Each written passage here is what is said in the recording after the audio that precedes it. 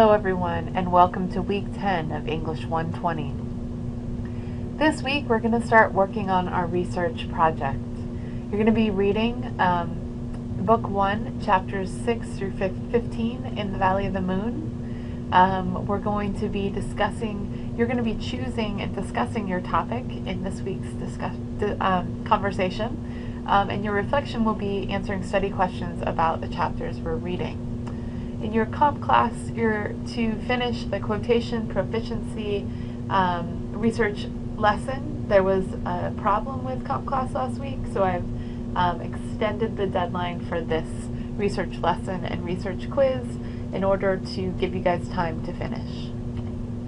Alright, so this week you're going to be doing week 10 research topic tentative position due. This is going to be an actual conversation post, but you need to be very clear. You will be graded on how well you think through an answer to what your research topic tentative position is going to be. Then next week we'll extend those research topics into research prospectuses with the topic history, and we'll be working a lot on doing initial research to create those. Then we'll move on to annotated bibliography. You'll write your first draft, which will be 6 to 8 pages. You'll do a peer review, a self-review, and then your final essay will be due in the last weeks of class. So I've been teaching this class. I've been lucky enough to teach English 120 online and face-to-face about this topic for 4 or 5 years now. And these are some of the possible topics that have come up.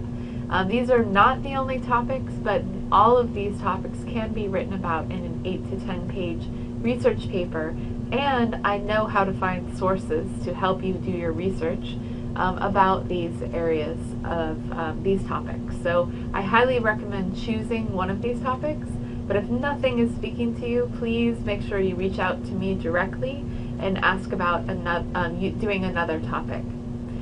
So here's some of the ideas. The quest motif. I've mentioned that the Valley of the Moon is built as a quest.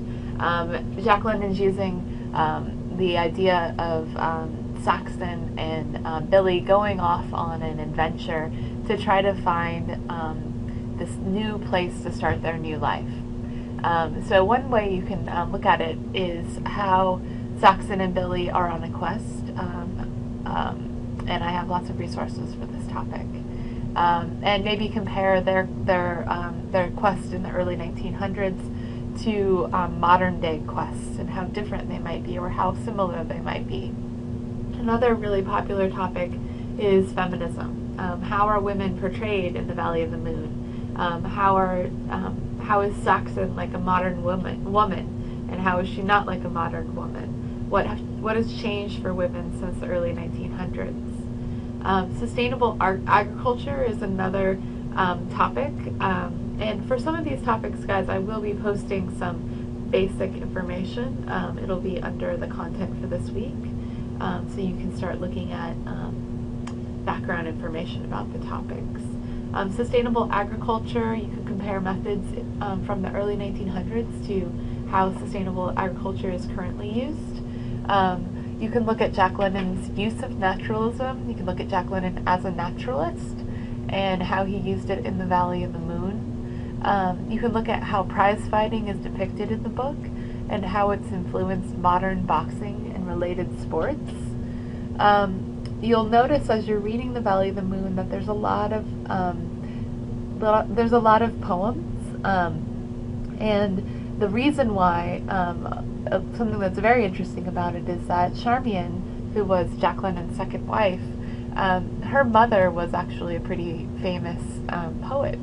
And if you do this as a possible topic, looking at the poetry that's in the Valley of the Moon, what purpose it serves, and how it's similar or different from current poetry that's being written, I have lots of resources for you as well. How socialism is depicted in the Valley of the Moon. Jack London was an avid socialist, especially the beginning of his life, and you can definitely look at how socialism is depicted. The roles of unions and strikes in the early 1900s and now, anyone who did this as their topic last week will be interested in this topic.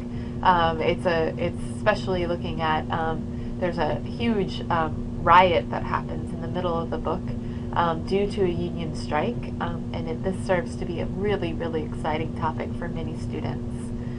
You can look at the Homestead Act of 1862 that brought so many of the pioneers out into the West, and how their settling of the West has shaped the history of the Bay Area. You can look at immigrant farming in California, how things have changed, or how they've stayed the same. Looking at racism in California farming. You can look at the amazing family farms that have been that were first developed by immigrant families that are thriving farms in California now. You can look at sweatshops and how they're depicted in the book. Excuse me. How they're depicted in the book, and how as you guys saw in that very first scene, Saxon is working in a sweatshop, and you can look at how sweatshops have changed or how they've stayed the same. There's still sweatshops in Oakland today. I don't know if you guys are aware of that, but they're still there. It's just they're less visible to us. Jacqueline, and you can also look at Jack London's life and the autobiographical moments that are found in the Valley of the Moon. This is one of the most fascinating topics, especially if you have time to visit Jack London State Park, which is in Glen Ellen, or you have time to do some research about his life at Sonoma State University online. All right, so those are possible topics, guys. Again, if you would like to choose something different, please make sure you reach out to me and ask me about it. I just want to make sure it's something that you can write an 8 to 10 page paper on. I will be posting several documents about just kind of background information on many of these topics that I'd like you to read over before you choose your topic. It's not a lot of reading, but it would be a good thing to do. For this week's discussion forum, you're going to be introducing your topic to the class. You're going to introduce your topic to the rest of the class by writing up the name of your topic, and then you're going to write 1 to 2 paragraphs about your topic and how it's related to the Valley of the Moon. Then you're going to respond to at least 3 of your peers' posts with the following. You're going to give feedback about his or her topic. You're going to give any ideas for research that you have about his or her topic. And then you're going to tell them whether or not you feel that what they're writing about is going to be successful. Do you see that it's something that they can write an 8 to 10 page paper about? What ideas do you have for them? Any kind of encouragement that you have. Now I realize that what's written here is a little bit different than what I've been saying, and the slides that I do post will have the correct information. As always, you must post your initial post by Saturday for full credit, not Wednesday, as stated here. So please make sure you don't forget to do that to get your full credit. And this week I will be reading these very closely to make sure you guys have chosen excellent topics. Alright, for your active reading journal, you're going to be answering the following questions about chapters 6 through 15. It's a really exciting few chapters in the Valley of the Moon. By the end of the book 1, Billy and Saxon are going to be married, so a lot's going to go down between now and the end of book 1. So get ready. These are just questions to really keep you focused on actively reading, and I will be posting a wiki page for us to sign up for conferences so that we can talk about your active reading and how that's going throughout the semester. Alright, and then for this week, I realize there's been some difficulties with comp class in the last week. So I'm extending the deadline for quotation proficiency. You have until April 8th. All right, well, one thing that I did over the break a week ago on Friday, I gave a lecture at Jack London State Park on his book, Martin Eden, and it was great. We had 33 people there, and I really had so much fun co-teaching with my friend Susan Nurnberg, who's a Jack London scholar. And as after our lecture, they let us go on a private tour of Jack London's cottage. So I thought I would share with you some of the photographs I took, just to kind of give you an idea of Jack London State Park. Now before I do, though, I wanted to tell you a little bit about Jack London State Park. If you do visit the park, and it is in Glen Ellen, and you go on a docent-led tour, you can get up to 10 points extra credit for visiting, going on a tour, and writing a 1 to 2 page paper about that experience. So I highly recommend doing that. You'll really, not only will you get extra credit, you'll get a lot out of it. But just to kind of whet your appetite, here are some pictures of the cottage where Jack and Charmian lived. This is the old oak tree where Jack London used to set up an outdoor desk, and he would write under this tree. This is the cottage where they lived. You can see this is from the side view. This is the backyard, and this reflecting pool is a replica of the pool that was there when Jack London lived there. This is a view from the front of the cottage, and you can see the old, there used to be, next to the cottage, there was a rather large building that had a bunch of bedrooms in it, where Jack London's friends would stay. He always had friends visiting at the park. And that mountain up in the right-hand corner, that's Sonoma Mountain, which Miwok believed was the beginning of the world. Here's a picture of Jack and Charmian sitting on the porch in front of this cottage.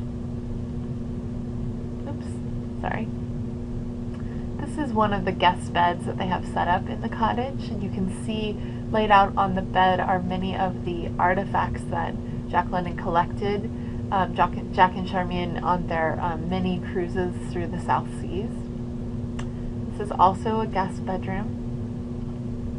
This is Jack London's sleeping porch. This is where in the summertime he would sleep. You can see that up on the top there's all of these, there's a clothesline across the top, I think I have a better picture right here, of these are all his notes, and he would clip them up above his bed, and he didn't sleep very much. He slept about 5 hours a night, and he was always thinking, always working, and this is where he would put all his ideas on this clothesline. This is his bed, and you'll see in the center of his bed there's a little wheel that I'm going to go to right here. This is it says "Wake Me Up," and it starts at 2 o'clock in the morning all the way to 6 o'clock, and then the word "no."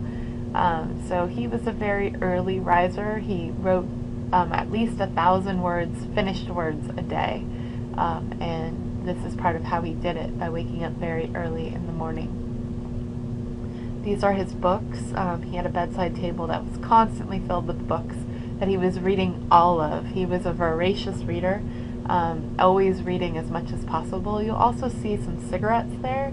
He was also a voracious smoker. He pretty much every picture you see of Jack London, he has a cigarette hanging out of his mouth. This is a view of Charmian's cottage, her sleeping porch. Again, in Glen Ellen, it gets really hot in the summer, and so this is where they would sleep. They were both also pretty light sleepers, kind of insomniacs, and so a lot of the time they would sleep in their own quarters so they could stay up late reading if they wanted to. And here's the daybed, and here's her desk. This might look familiar to you guys. This is a painting, the actual painting that was used for the cover of The Valley of the Moon. This is the desk that was used for, Charmian would use it to type up Jack London's novels for him. He would write them in shorthand, just in longhand, I mean, and she would type them up from his notes. This is his office. You can see a really sweet picture of Jack and Charmian up in the left-hand corner. This is the manuscript box for Valley of the Moon. It's not actually in there though. This is their bedroom. It's just right near the sleeping cottage, the sleeping porches. This is their shared bedroom. And you can see these are some of Charmian's clothes. She was a bit of a fashionista. She was really into clothes. This is just a tiny, tiny piece of all of her beautiful clothing. Sorry, it's a little bit blurry. Here's a picture of Charmian in her bathing suit. At the time, this was quite a racy bathing suit. Here's Jack being silly. This is their stove. They did not actually cook on it. They had a servant that cooked for them.